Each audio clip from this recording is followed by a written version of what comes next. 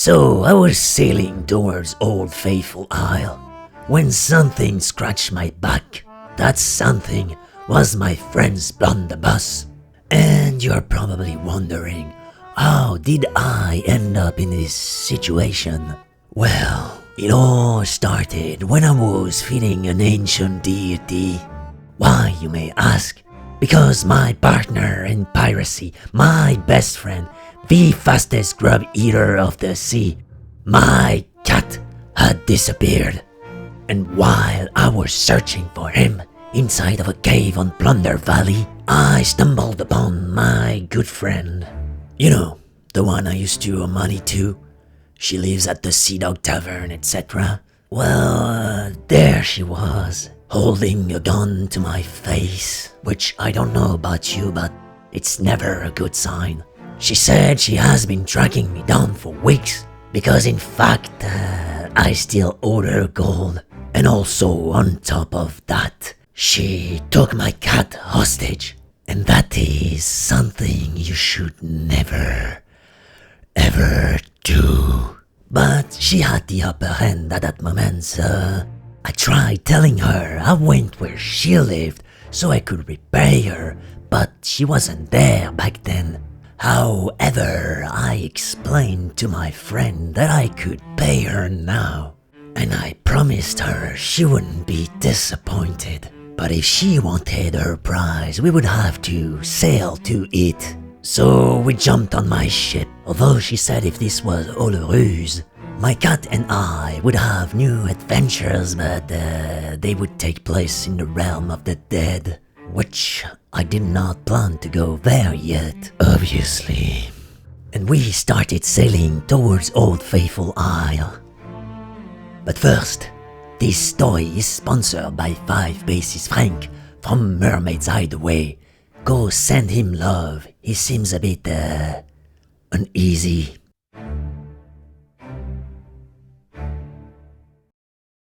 So what's worse than a friend who will probably kill you or harm you severely? Well, a friend who will probably kill you or harm you severely and who doesn't say a word. You know, the journey from Plunder Valley to Old Faithful Isle is quite long. But no matter how many times I tried to have a conversation with my friend. So, Athena's, the Reapers, what do you think of all that? She was dead quiet and kept pointing her blunderbuss towards my cat. Yes, this was going to be painfully boring.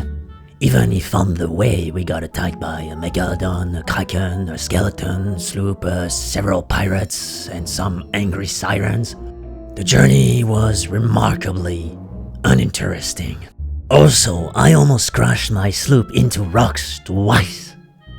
But this was the only result of me not being allowed my 3 o'clock nap. And well, I more or less fell asleep behind the wheel. My friend accused me of trying to sink my own sloop and therefore us. She said the next time we would approach a rock too close. Well, you know the rest, don't you? And after who knows how many hours, we finally arrived at Old Faithful Isle. However, the mood wasn't really joyful now. She was still looking at me menacingly. And I told her this had been worth the journey. And what was this, by the way, eh? Well, I showed my friend my title of owner of the Sea of Thieves, and her prize was this island, the big Old Faithful. I mean, you know how much an island costs these days? Actually, I don't know, but probably a lot. Although her reaction didn't correspond with what I had in my mind at that time. No, for some reason she left me on shore with my spatula, my pistol, and most importantly, my cat. And she sailed away with my ship without me on it. Weird, Well, it wasn't the first time I had been stranded on an island, but still, to this day, I don't know what you are supposed to do when you end up in this situation. So I walked around, started thinking about how I ended up there. I also asked myself some philosophical questions, like why are they called the Reapers but their weapon of choice is not a scythe? Or why can we sink skeleton ships even though they come out of the water in the first place? Or why all our problems in the Sea of Thieves always come from the Sea of the Damned? Somehow, there must be something else responsible, right? Like, is it the Sea of the Damned that brought the old man I stole a pencil from to Old Faithful? You know, when I needed to write my Sea of Thieves ownership title. Yes, that old man apparently got out of the underwater cave by attaching himself to a megalodon, so he told me, and somehow he ended up on this island. What a curious coincidence that was. Anyways, it wasn't like we were going anywhere, so we chatted about our lives.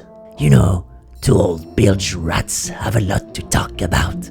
I talked about my adventures with Kerosene Russell. He talked about how he defeated a shrouding phantom, or was it a shrouded ghost or something like that? I can't remember, I don't know what he was talking about.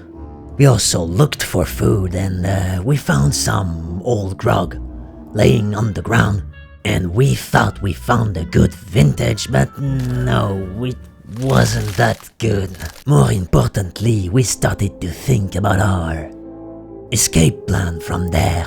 And on the beach, the old man found a shipwreck. I thought we could make a raft and try to get to an outpost. But I saw something that day. Something so magnificent. You see, the old man used some planks from the wreck, and he made such a beautiful fence. I mean, you should have seen it. A work of art. And so, like we were possessed by a carpentry spell, we started to build and build and build and build.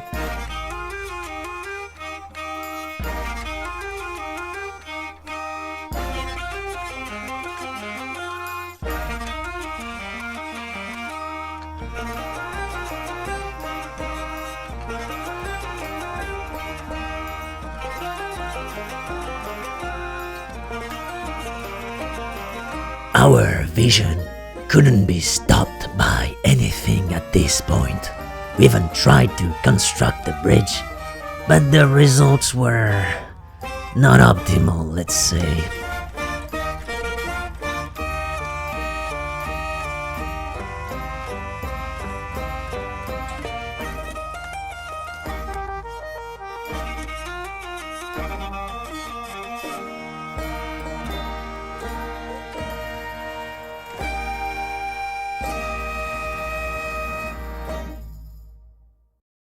Unfortunately, there was no planks left to make a raft. But you know what? We were fine with that. The pirate life sometimes is not about how much gold you have, how many enemies you can defeat, or who owns the Sea of Thieves. Sometimes it's about moments like these, where a friendship is built. When fate brings two grown men on an island and unite them through the art of hitting nails into planks, or sharing a meal, telling stories, playing music, even doing some bad face paintings. Moments like these are why it's all worth it in the end. Sometimes it's about what you can do with people, and not what you can get out of them. We can work and help each other every now and then. And as the sun was setting on the sea, I looked at the old man's eye and saw a spark of hope. I think a tear or two may have dropped. I also saw that my ship finally made it back to me, and what a relief that was. I rushed to it. Everything looked in order. No signs of a vindictive friend around. Even my broken pottery was still there. And with a more hopeful future in mind, I sailed wherever the wind would carry me next. And that will be all for today. Come back next time for another story. Au revoir.